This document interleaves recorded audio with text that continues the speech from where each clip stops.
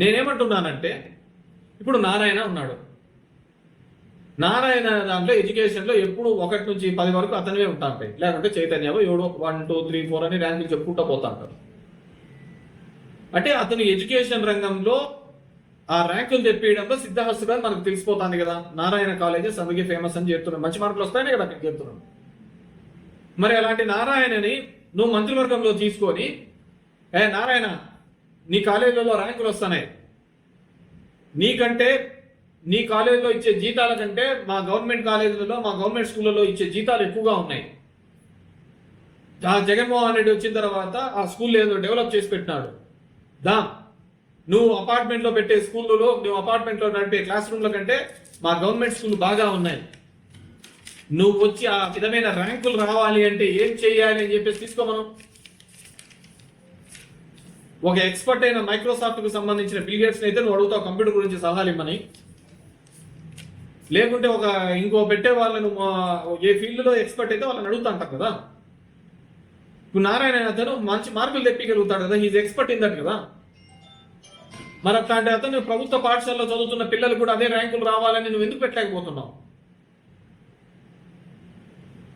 అలా పెడితే ఎవడు నారాయణ కాలేజీలో చదవరు కాబట్టి, అంతా ప్రభుత్వ పాఠశాలలో చదువుతారు కాబట్టి ఈ కార్పొరేట్ విద్యను ఈ కార్పొరేట్ దానిలకు అంతకంటే మంచి స్కూలు గ్రౌండ్ అన్నీ ఉన్నా కానీ ఈ గవర్నమెంట్ స్కూల్స్ను డెవలప్ చేయలేకపోతుంది.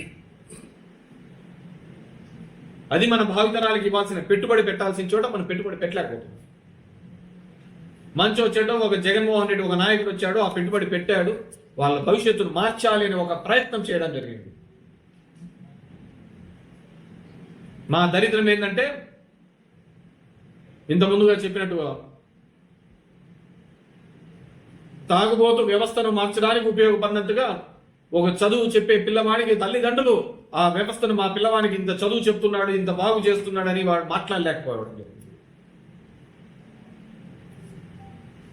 అందుకే ఎప్పుడే కానీ అంటుంటాం మేధావి యొక్క నిశ్శబ్దం కూడా దేశానికి ప్రమాదకరం.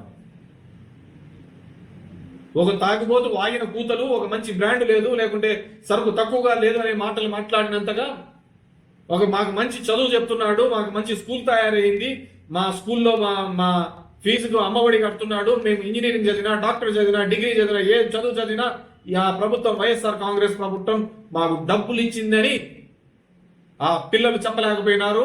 ఆ చిన్న పిల్లలు కాదు, డిగ్రీలో వచ్చిన వాళ్ళు, ఇంజనీరింగ్లో వచ్చిన వాళ్ళు, మెడికల్గా వచ్చిన వాళ్ళు ఫీజు తక్కువ వచ్చిన రోజు మాట్లాడినారు, వాళ్ళ తల్లిదండ్రులు కూడా మాట్లాడలేకపోవడం జరిగింది. అది దురదృష్టం. అది ఒకరిని అడిగేది లేదు, మొత్తానికి ఒక దురదృష్టమైంది.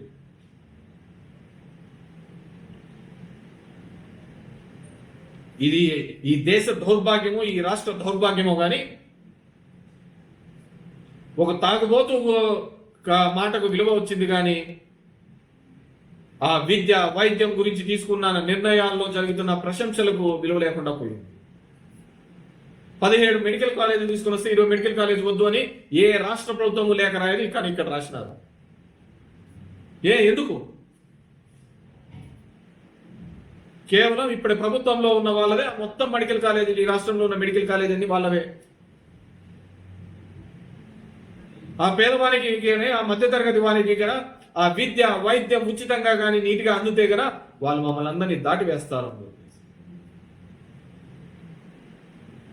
అలాంటి దౌర్భాగ్యమైన పరిస్థితులలో మనం అందరం ఉన్నాం. నాకు నిజంగా బాధ వేసింది. అందుకే నేను ఎప్పుడు గర్వంగా చెప్తాను, నా ఊర్లో ఆ కార్పొరేట్ స్కూల్లో నేను తీసేయగలిగినాను. నాకే వాళ్ళ మీద కోపం లేదు, వాళ్ళ మొహాలు కూడా చూసినాను.